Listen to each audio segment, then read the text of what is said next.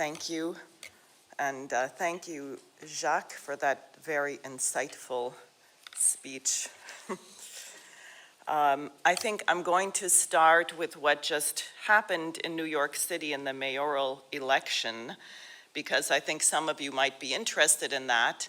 And a friend of mine showed me what the German newspapers had to say about it, which was wildly inaccurate, and I don't know what they're saying in France.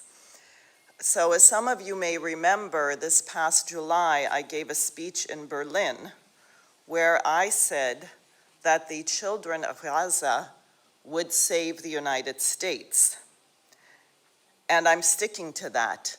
I did not say Zoran Mamdani will save the United States, just to be clear. There is a difference. The difference is the poetical principle which moves us. I don't know what Mr. Mamdani plans to do, and even if he is brilliantly successful, he is the mayor of a city, not the president of the United States. But there is a poetic impulse which moves the hearts of humanity as a whole, and the election of Mamdani is a reflection of that. A 34-year-old Muslim immigrant born in Uganda, parents from India, self-proclaimed democratic socialist, won an election for an office, mayor of New York City, which is seen as a stepping stone to the US presidency, for which he is not eligible, not being born in the United States. But nonetheless, this is one of the most powerful offices in the United States. The city of New York has a budget of $115 billion, which is greater than that of 100 nations. So how did this occur? What happened is that using October 7th, 2023 as a pretext, the murderous Netanyahu regime and his British handlers, with massive funding and weapons from the United States, began a war of annihilation against the impoverished civilian population of Palestine. New York is a city of immigrants. Over 150 languages are spoken in Queens. Since the Palestinian people have been forced to leave their homes for many years now, there are many Palestinians all over the world. They talk to people, they use social media, they documented the monstrous crimes being committed against children and other unnamed, helpless people. And millions of Americans responded, particularly young people, college students who said, "I don't want my government involved in a genocide. I am responsible for my government. I am responsible for where my university spends its money, what it's invested in, and universities nowadays are like giant hedge funds. I'm going to use my power as a citizen in a republic, as a student at an educational institution, to make my voice heard." So thousands of students filled the streets of New York and occupied their campuses. The Zionist lobby, which is closely intertwined with Wall Street and big tech, think Jeffrey Epstein, went berserk. They started arresting people and canceling their degrees. That was brilliant. According to Norm Finkelstein, a Jewish author and peace activist, both of whose parents were in concentration camps, he predicted that the campus movement would die over the summer because he said the students will go home and their parents will say, "I spent $350,000 for you to get a degree and you are not going to waste that money." So sure enough, they came back and the campus movement was crushed. We have now in New York a very Christian Zionist fascist Congresswoman, Elise Stefanik, running for governor. She chaired the committee on the campuses in the Congress to fire college presidents who were soft on anti-Semitism, which is really anti-genocide. And then, of course, after President Trump was elected, and by the way, many Muslims in the United States voted for Donald Trump because there was no way they could possibly vote for Joe Biden and Kamala, as we call her. And so after that, you had people protesting genocide, or people who even wrote editorials who were in the United States legally with a green card getting arrested and threatened with deportation. So again, the campus movement was squashed, but the electoral process still existed.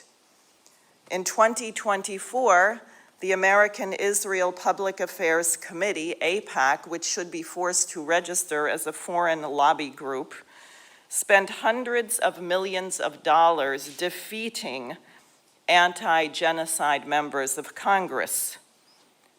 This made Americans angry, including many Trump supporters who thought they were voting for America first, but they found out it seemed to be Israel first.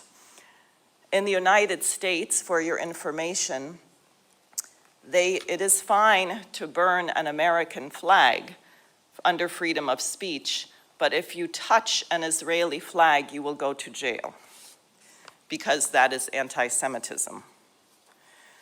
There is also a revolt against AIPAC among President Trump's base, the MAGA loyalists. So the Republican Jewish coalition spent 3 days in Las Vegas denouncing Tucker Carlson and Marjorie Taylor Greene as anti-Semites who are a threat to the conservative movement. There is a huge brawl within the Heritage Foundation because its president, Kevin Roberts, refused to distance himself from Tucker Carlson. Calling out a genocide is not anti-Semitic. Columbia University is on the Upper West Side of Manhattan in a neighborhood which is very Jewish. I petitioned there when I was getting on the ballot. I had a ceasefire button on my shirt, and one person told me that the synagogues on the Upper West Side at that time were split 50-50 for a ceasefire. Now, apparently, the Jewish population in the United States, 60% of them believe that Netanyahu is committing war crimes. 40% of them believe that Israel is committing genocide. At least 33% of Jewish New York voters voted for Zohran Mamdani. The other big factor in the election was the economy.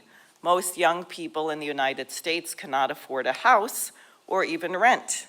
The average automobile in the United States today costs $50,000. In 1973, my parents paid $67,000 for the 4-bedroom house that I grew up in, but now we can live in our car.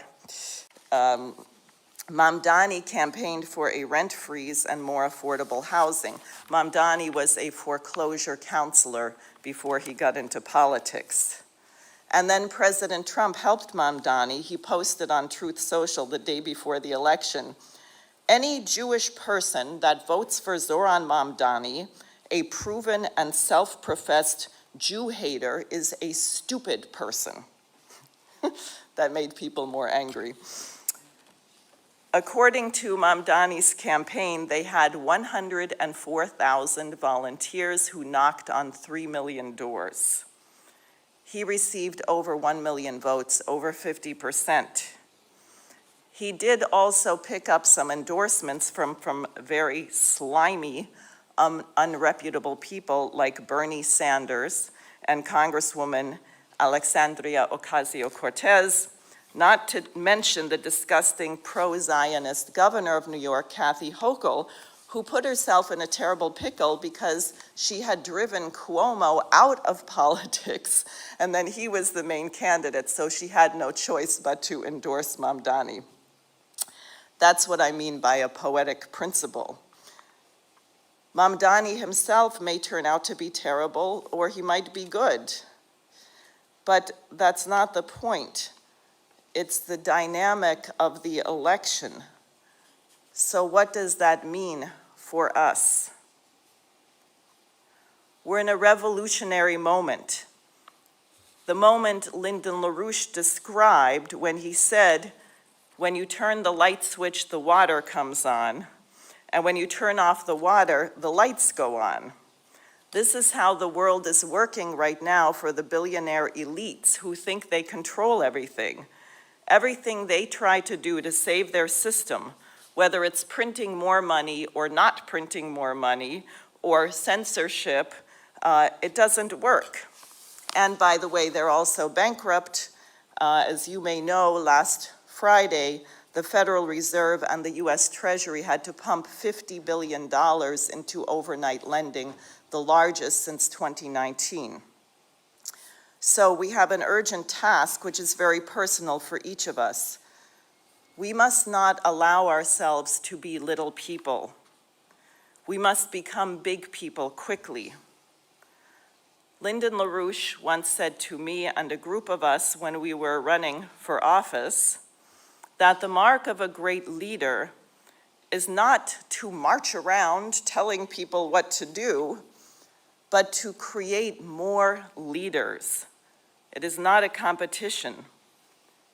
Do you think the planet has too many leaders right now? We do have too many pompous idiots who parade around in a self-deluded fantasy. But true leaders, we suffer from a lack of leadership. How do we become leaders? And Jacques has referenced already what Pope Leo XIV reminded us when he spoke about Nicholas of Cusa. And Helga here is the expert, I think, in the world on Cusa. And Cusa echoed Socrates, that the most important thing, if you wish to lead other people, is that you must recognize that you don't know. That we don't know anything. We must have faith that there is a principle of perfection.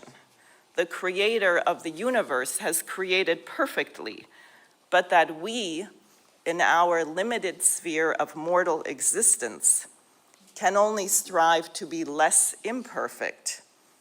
That we must be open to the joyful process of learning something new, which brings us to a higher understanding than we had previously. So we must be prepared over and over again to abandon ideas which we had had previously, which then turn out to be wrong. The amazing paradox for all of us is to know that truth does exist.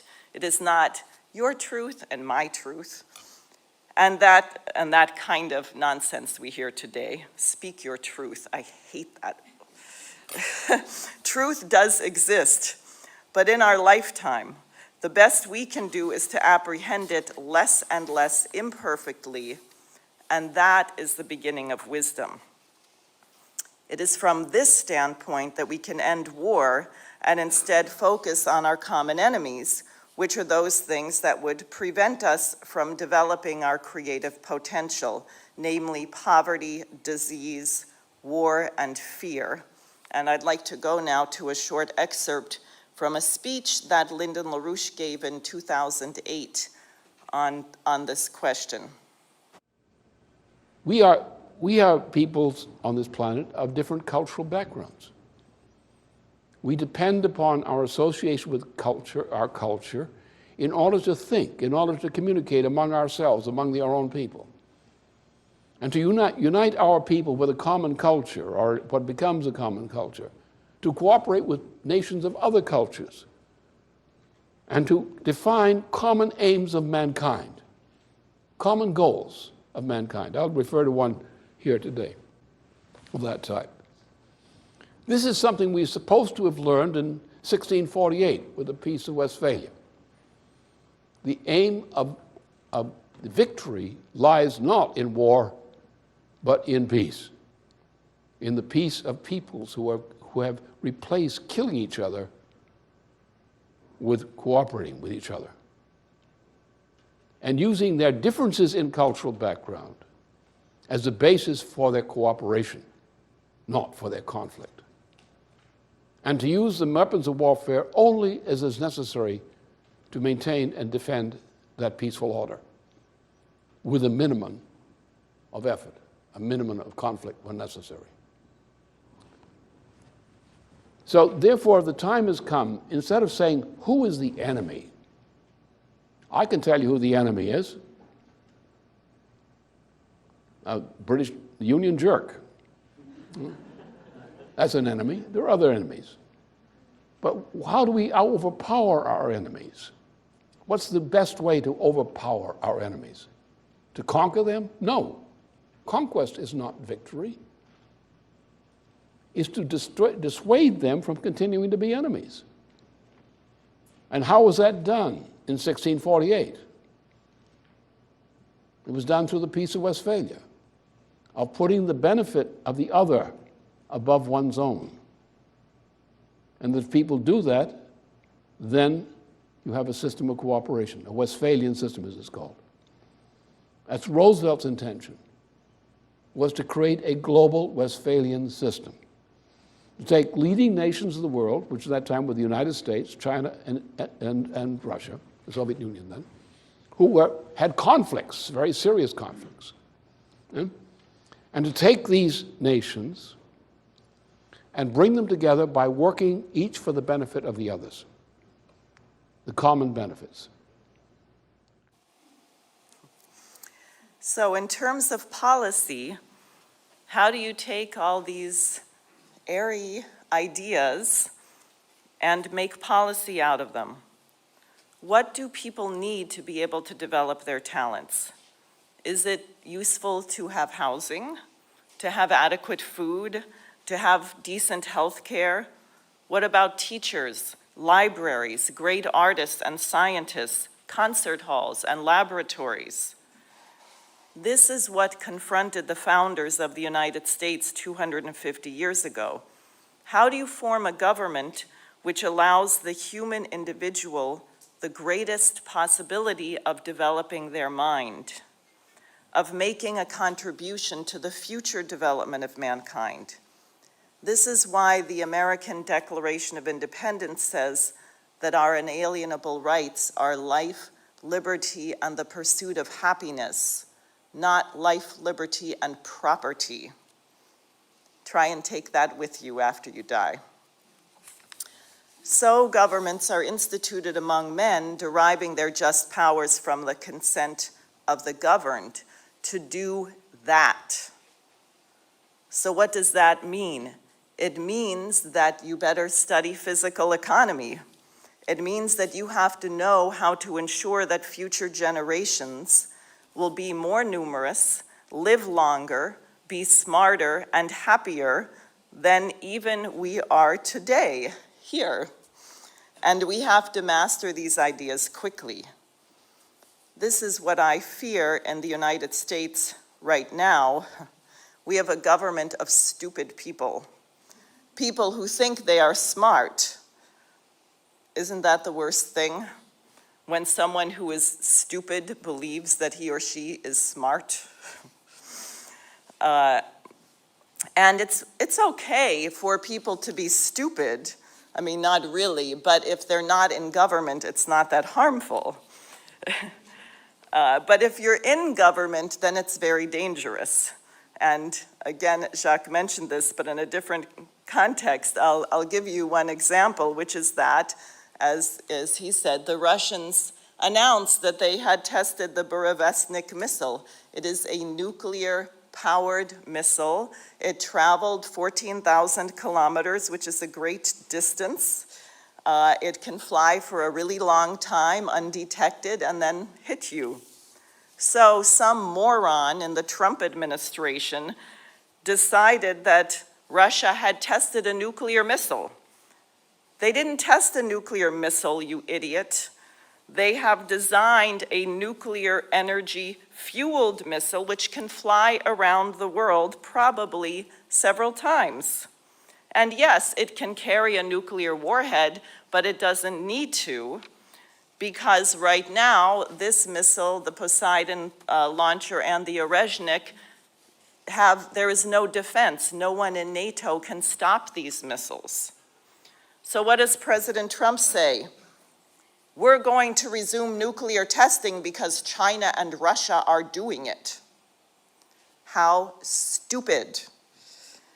Does he know what he is talking about? Apparently not. Does he care how the rest of the world responds to that? And then our Secretary of War with the wonderful tattoos, who can do a lot of push-ups, very important if you're running for office. Does he care how the rest of the world responds to that? No. Pete Hegseth doubled down and said, we have to test nuclear weapons because it will make us more secure. So, that's my point. They are stupid. And being stupid and holding powerful positions in a nuclear superpower is very dangerous. So we need a campaign to end stupidity in high places and low places too. We can name it after Nicholas of Cusa's important work on learned ignorance. We'll call it the Learned Ignorance Campaign, and we can be happy and relax by admitting that there is so much about our universe that we don't know. And as we discover things that we didn't understand before, we will have more power over nature, and we can raise the standard of living for our fellow human beings. Let's organize our nations not to be enemies, but to recognize that we share a common interest in the development of the human species, as in Helga Zepp-LaRouche's 10 principles, the final one being that we are each individually and as a species capable of becoming less imperfect tomorrow than we are today. There is no reason to wait. Thank you.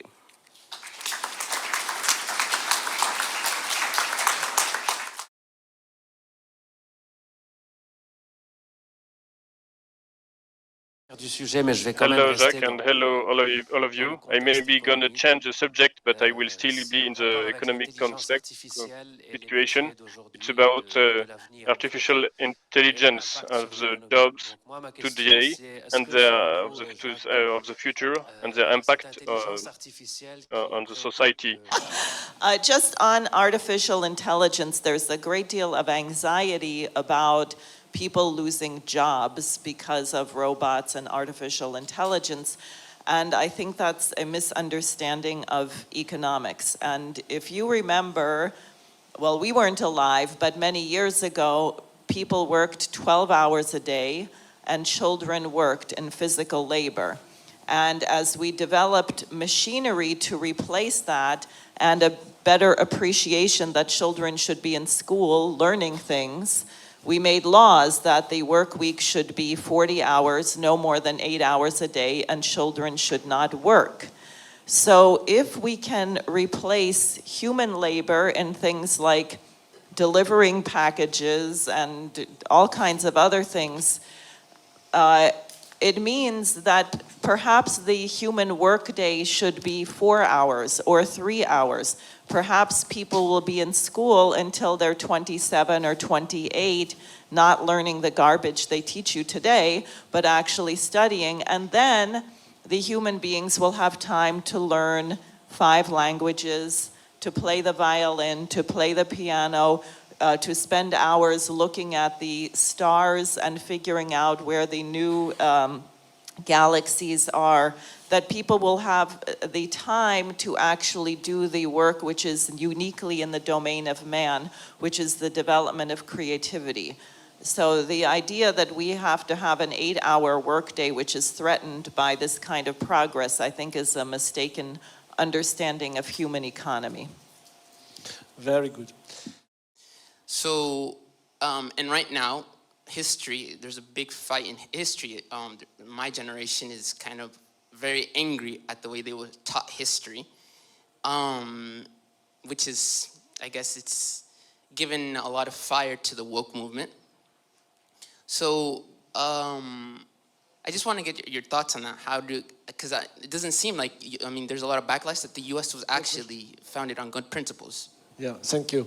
On this manifest destiny, or the so-called Monroe Doctrine, which is very much misunderstood, because the purpose of the Monroe Doctrine was to prevent empire from coming into the hemisphere. It was not to spread empire. So there's a great deal of confusion on that. Slavery in the United States had nearly died out, and the British took the sugar plantations in the Caribbean, which were the most slavery was horrible in the Caribbean, which Alexander Hamilton saw firsthand, which is, I think, why he had a certain approach to economy. People would die within a month or 6 weeks of coming there, and they relocated it to South Carolina. So I don't think it was an accident that the so-called Civil War, which was a British and French orchestrated war, against the United States, came from South Carolina. And the intent, of course, of slavery is you don't have what we talked about with AI, which is that you're limited to what the human body can do. It is not true that slavery built the industrial power of the United States, because if we relied only on human labor, then the United States would be a cotton and tobacco producing bankrupt colony. And so these things are not, and it was a fight, and we were not perfect, and we had evil people. Albert Pike, the founder of the Ku Klux Klan, came from Boston. What was that? The Brahmins, the opium trade, the slave trade, which is also something that I think will inspire young Americans, is the fight isn't over. We're still in the fight. The fight is based in Wall Street and Silicon Valley and other places. So like everything so far on earth, we don't have perfection here. We strive for a more perfect union, as it says in the Constitution. And I think the more that people can read and begin to identify with these, the founders and people who had these incredible conceptions of what it meant to create a republic, the more exciting it will be. And just one other warning. I know each of us, Jose, Jacques, Sebastian, every day, all of you, we are all very perfect and consistent in everything we do. But sometimes in history, people were not.